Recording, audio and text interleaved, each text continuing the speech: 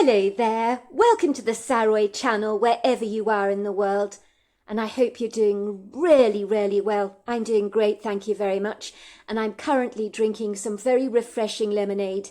Homemade it is, and so I hope that you also are drinking something refreshing, or at least get yourself something lovely to drink, because we're about to hear part 2 of our story tonight, and I'm so excited about this story. So before we get any further, don't forget to subscribe to the channel, click the notification bell and the thumbs up, and let's continue with part 2 of our story tonight.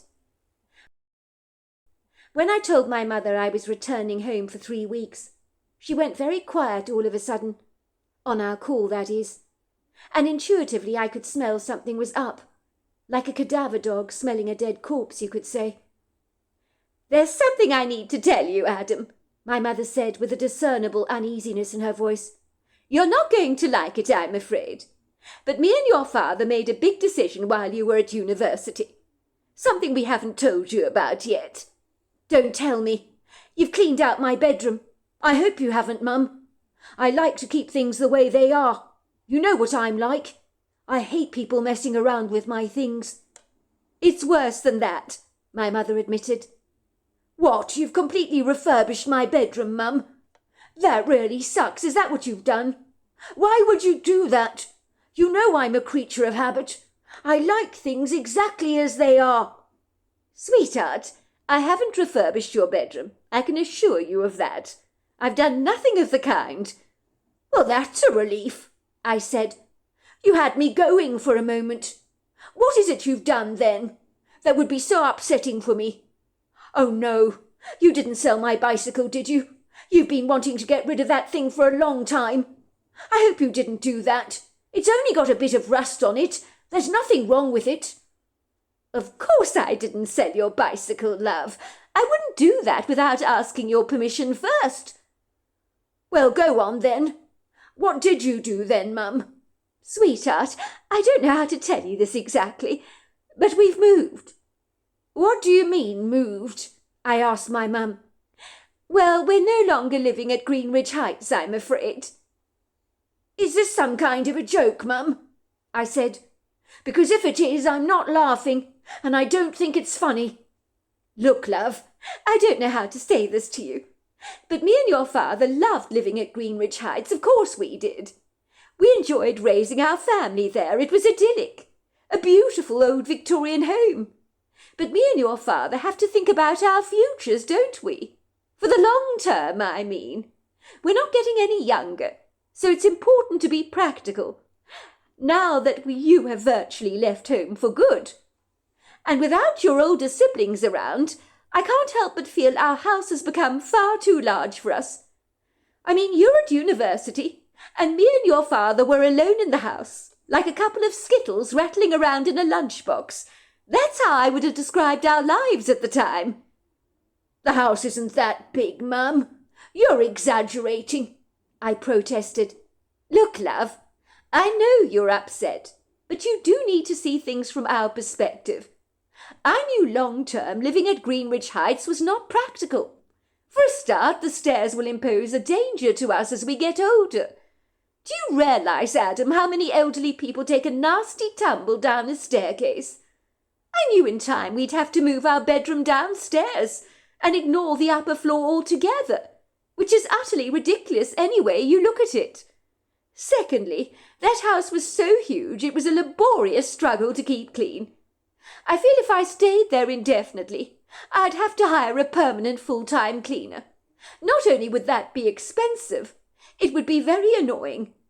But I have to tell you I wasn't managing to keep up with the household chores very easily. And I certainly don't want the intrusion of a cleaner in our life, cleaning after me, hoovering the floors in our home. That's why I persuaded your father to move. And as far as I'm concerned, it's the best decision I've ever made. Your father's even come around to my way of thinking. He realises that long-term this move was a very wise decision on our part." "And you didn't think to tell me about this, Mum? Thanks a bunch. It might have been nice to know that you were making a life-changing decision like this. Thanks for not notifying me." I'm so sorry, love. I know it's come as rather a shock to you to hear all this. Me and your father didn't want to cause you any undue upset while you were at university, with all that studying you're doing.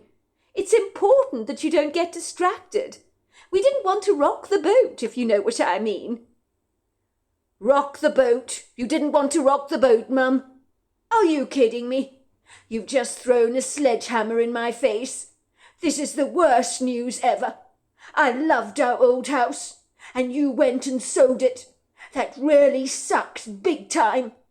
Look, love, you'll come around to our way of thinking sooner or later, I promise.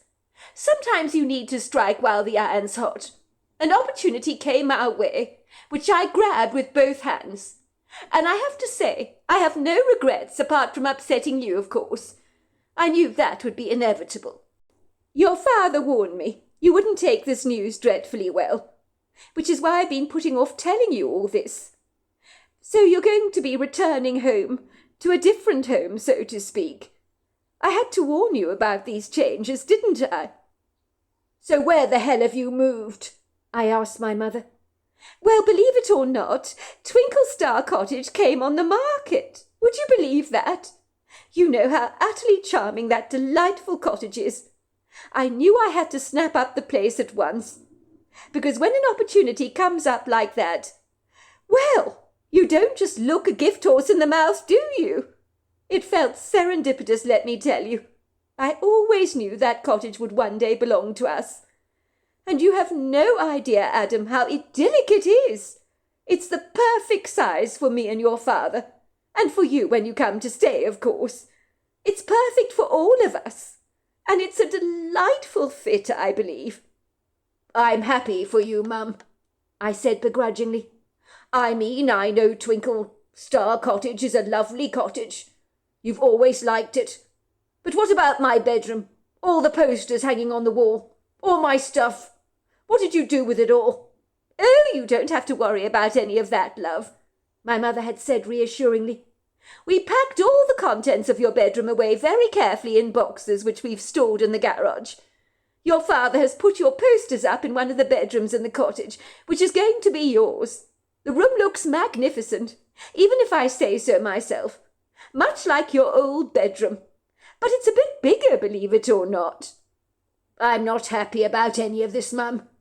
I feel as if my entire life has been displaced. I know, love. It must be awfully hard for you, and I'm sorry. But I'm sure when you see your bedroom at Twinkle Star Cottage, you'll be very happy indeed. Your father painted your bedroom with this beautiful green colour that accentuates the colours of the countryside, inviting them into your bedroom. Your new room is larger than your old one, if that's at all possible. The good news is we haven't moved far from our old home. The move was effortlessly easy, although we had a lot of help with the locals, and Peter Hexenberg used his removal truck free of charge to move all our furniture for us, which was incredibly kind of him, don't you think? A very nice man he is, too. Mum, there is no way all our furniture could possibly fit into Twinkle Star Cottage, and you know it. Well, you're right about that. Twinkle Star Cottage is not big, but it's not as tiny as it first appears, you know. It's a generous size for a cottage, but perfect for me and your father, and for you when you come to stay. But you're right, we had to get rid of a great deal of the furnishings in the old house. The ones we were less attached to, you could say. I think we had about 3 garage sales. They all went very well, you know. Do you know who bought our old house? I asked. Would you believe it? The Longleys bought it. Isn't that marvellous news? I'm so very glad our old Victorian home is owned by a family who truly appreciate its historic value. Sonia Longleys is besotted over the Victorian architecture of our old property. The Longleys brought our old home, I said. You're kidding, right? No, I'm not, said my mother with a chuckle. Everything with our house sale went so swimmingly, as if it was just meant to be. That's the way I see it anyway. I'm not sure if you remember, Adam. You were quite young at the time. But many years back, Mr. and Mrs. Longley and their eldest daughter, Wren, came to our house for a barbecue on a Sunday. along with many other locals in our area. It was a celebratory occasion. There were balloons all over our house, sparklers, and plenty of marshmallows to roast. I think the Longleys' elder daughter Wren is possibly your age, if I'm not mistaken. But their two younger children are between the ages of 7 and 10. So they're very young. I think Mrs. Longleys fell pregnant with Wren when she was only 16 years old or so, which is why the other siblings are so much younger. Wren is a delightful young lady. I think she was in your year at junior and senior high. So you probably remember her rather well. I believe she works as a hairstylist in town now. Apparently she's brilliant at her job.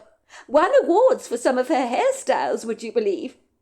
Mrs. Longleys tells me she's thrilled with her daughter's accomplishments of late. She doesn't want any of her children to ever go to university. She thinks university is a complete waste of money and time. She wants her children to do jobs that are needed in our society, from plumbing and so forth. Jobs that she believes won't be impacted by AI in the future. I guess we have to think of our futures rather differently, don't we? With AI lingering in the shadows. Think about it. AI is likely set to make many jobs redundant in the future. It's a horrifying thought when you stop to think about it. Yes, I remember Wren. She was in my year at school. She was very good at art. Also a great runner. I'm not surprised she's a good stylist, but I haven't seen her in years. Oh, so you do remember her then? Of course I remember her, Mum. But I don't understand. As far as I'm concerned, that house of hers was pretty cutting edge. It was designed by an up-and-coming architect, I believe. It's all steel and glass. Very hip, I think. That may be the case, Adam, but the Longleys hate the modern architecture. They only ever bought that house because of the location. Mrs. Longleys told me back then that she'd trade her house with ours in a heartbeat. I didn't take her seriously, of course, and I forgot about her remarks all those years ago. Anyway, to cut a long story short for you, when I went to Yvonne Patterson's house for book club, Sonia Longley was there. She's an avid reader, much like myself. I happened to mention off the cuff that we were buying Twinkle Star Cottage, because we were downsizing, and were currently putting our large house on the market. You should have seen Sonia Longley's reaction. It was hilarious. She jumped up in excitement like a puppy dog and said, "Have you forgotten your promise to me and my husband? You told us you'd give us first refusal if you sold your house." I told her I'd forgotten all about it, as so much time had passed, and I hadn't realized her request still applied. She told me nothing had changed, as she abhorred the house she lived in with a burning passion. She got onto her cell phone immediately and called her husband straight away. Before I knew it, the Longleys had offered us the asking price for our home, so me and your father accepted it at once. I've been seeing Sonia Longley at book club, and she is so deliriously happy about living at Greenwich Heights. She claims that even though our house makes a lot of noises, that it has much character and charm, and she loves the bones of it. She says she feels like a new woman, living in a house with oodles of personality. She's even transformed the backyard, I believe, that overlooks the woods. She's growing vegetables, planted up an orchard. The list goes on. I don't think I've seen the woman look more happy. It goes to show that we need to live in homes that reflect our personalities. And Twinkle Star Cottage fits me like a glove, and your father as well. And I'm sure you will warm to the place when you see it. Well, I'm glad you and Dad are happy, and the Longleys are so happy. But I'm sorry to tell you this, Mum. I'm not. Sweetheart, don't be like that. I do understand it's difficult acclimatizing to a different home. You're very set in your ways. You've always been like that. A bit like your father, you are. But it's not as if we've moved miles away. We've moved to a house that you're familiar with. Well, a cottage, actually. But it's the same thing, really. That's not the point, Mum. I loved Greenwich Heights. Don't you get that? The house is filled with old family memories. And now you've just thrown it all away, as if it means absolutely nothing. Of course you loved the old house. We all did. We created many precious memories there. That's understandable. But I promise you this, Adam, you won't be disappointed in Twinkle Star. It's an utterly charming cottage. You've only ever seen the outside, haven't you? I promise you the inside exceeds all expectations. And your bedroom, you are going to love it. It's better than your old bedroom. That's not the point, Mum. Don't you get it? I loved Greenridge Heights. The house is in my bones. It's got family memories that I treasure. And now you've thrown it all away, as if it means absolutely nothing. And worst of all, you never even told me what you were doing. And that really stings. Of course you loved the old house, dear. We all did. We created many precious memories there. And it's understandable you would feel this way. But I promise you, Adam, you won't be disappointed in Twinkle Star Cottage. It's utterly charming. You've only ever seen the outside, but the inside exceeds all expectations. And I know you're going to love your new bedroom. I'm sorry, Mum, but I don't share your confidence. I will admit it was tough moving into Twinkle Star Cottage and not returning home to my beloved home at Greenridge Heights. But you can get used to anything after a while. And after a few days at Twinkle Star Cottage, I was beginning to warm to the place. As I sat there at the computer and reflected over the value of those Pokemon cards, I suddenly remembered those cards had been left in the attic, stored in an old cardboard box. My mother claimed to have moved all my stuff and stored it in the garage, and she also claimed to have had 3 garage sales. Please God, I thought, she hadn't sold my Pokemon cards, had she? Along with all the other items I'd stored away in that box. I could almost see $40,000 going up in smoke. It was a horrifying thought. I hurriedly dashed down the cottage's small staircase, bolting straight into the kitchen like a hurricane wind. My mother was humming happily to herself. She was standing over the hob, making lemon curd on the cooker, in a very, very big, robust pot. She looked up at me while she was stirring the pot of bubbling yellow cream, and smiled. "What's up, Adam?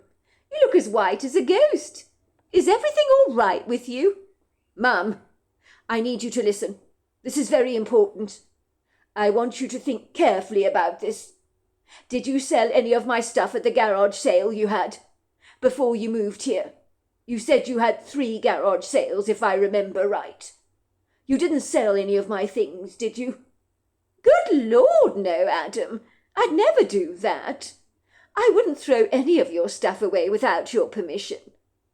There are boxes of your stuff that I found in your bedroom that are stored in the garage. They've all been carefully marked, so you can look through them if you like and decide what you want to keep and throw away." I hugged my mother impulsively. "Thanks, Mum. You're a star." I rushed out to the small little garage on the property and began to search through all the boxes, but I could not find the Pacific box I was looking for, and hurriedly returned to the kitchen, where my mother was now scooping the rich yellow curd into a pastry case for the lemon meringue pie she was making. "Did you find what you were looking for, love?" she asked me. "No, I didn't," I snapped. "One of the boxes is definitely missing. The one containing my toys from when I was a kid. I left it in the attic at the old house, but it doesn't appear to be in the garage. I can't find it anywhere." "You left it in the attic at the old house?" said my mother.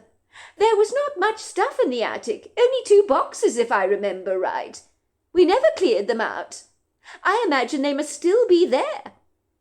"You mean you never even bothered to clear the attic before you sold the place to the Longleys? How could you do that, Mum? That box of toys was extremely important to me." "So important," said my mother sarcastically, as she raised a brow, "that you left that box stashed away somewhere where it could easily be forgotten and forsaken. I mean, you don't usually leave things you value to gather dust in an attic, do you?" "Mum, I valued those old toys," I lied. "Well, there wasn't much in the attic, was there? That's why I never bothered to clean it out. I think the only thing there was your box of toys and a box of Christmas decorations that are far too old to ever use again." so I didn't bother about taking them. I'm sure if I speak to Mrs. Longley's on your behalf, she might allow us to get those boxes out of the attic, so that you can have your box back. She's a very agreeable woman, you know." I thought about this for a brief moment, but then I realised if Mrs. Longley's was notified about the box in the attic, she might sift nosily through the things to see what it was that I was so determined to get back into my possession. Supposing she stumbled across the Pokemon cards in the London bus tin and realised how valuable they were, she might not be willing to part with them. The box of toys that belonged to me were not exactly in my possession now, so everything in our old home theoretically belonged to her. Even a court of law would see it that way. I knew I couldn't afford to take that risk. There had to be another way I could retrieve the tin box inside the big cardboard box that contained my Pokemon cards. What they didn't know wouldn't hurt them. But if I got them back, I would be $40,000 richer. "Don't you worry, Adam. I'll sort this out for you. It's the least I can do. And besides anything else Mrs. Longley's owes me. I mean, I gave her first refusal of our house, did I not?" said my mother, spooning the meringue over the lemon curd in the pastry case and making peaks out of the white fluff. "I see Sonia Longley's once a week at book club. I'll have a nice little chat with her about that box of yours in the attic. As I told you, she's a very nice woman. I'm sure she'll be more than happy to return your childhood items back to you. I can see you're very upset about this, but don't you worry. You'll have that box back in no time at all. I'm quite sure that that box of yours is still up in Mrs. Longley's attic. Or should I say the attic of our old home at Greenwich Heights. Mum, I'd rather you didn't speak about this matter to Mrs. Longley's if you don't mind," I said. "I don't want her looking through my stuff." "But, Adam, how on earth are you going to get that box back if I don't ask for you?" I knew my mother was resolutely determined to speak to Mrs. Longley's on my behalf about the box in the attic, so I lied to my mother later on in the day and claimed I'd found the box in the garage after all. "You found it in the garage?" my mother asked me. "I thought you said it was in the attic at the Longley's house." "I thought it was," I lied. "But I guess it was in my bedroom after all, and when you cleared it away, you put it in a box in the garage. And so I found it." "Well, that's great news indeed," said my mother. As you can imagine, I hated lying to my mother. I wasn't dishonest by nature, but my eye was on the $40,000 ball. If I had to tell a few white lies to accomplish my goals, then so be it. Maybe it was true that Mrs. Longley's was a decent human being, who would do the right thing if my mother notified her about the box in the attic. Maybe she would return it to me, but there was always a chance she wouldn't, and I couldn't afford to take that risk. I remember as a kid a teacher of mine at school called Mrs. Harding confiscated my top-of-the-range cell phone. She never ever returned it to me, and when I confronted her about the matter and told her she still hadn't returned my phone, and could she please give it back to me, she looked me dead in the eye as if butter wouldn't melt in her mouth and said, "I don't know what you're talking about, Adam. I remember returning your cell phone back to you last week. You must have a very poor memory." I was outraged by the way she patronized me on this. She knew very well she was lying through her teeth. Surprise, surprise, I saw Mrs. Harding in the cafeteria at school, using my cell phone as her own.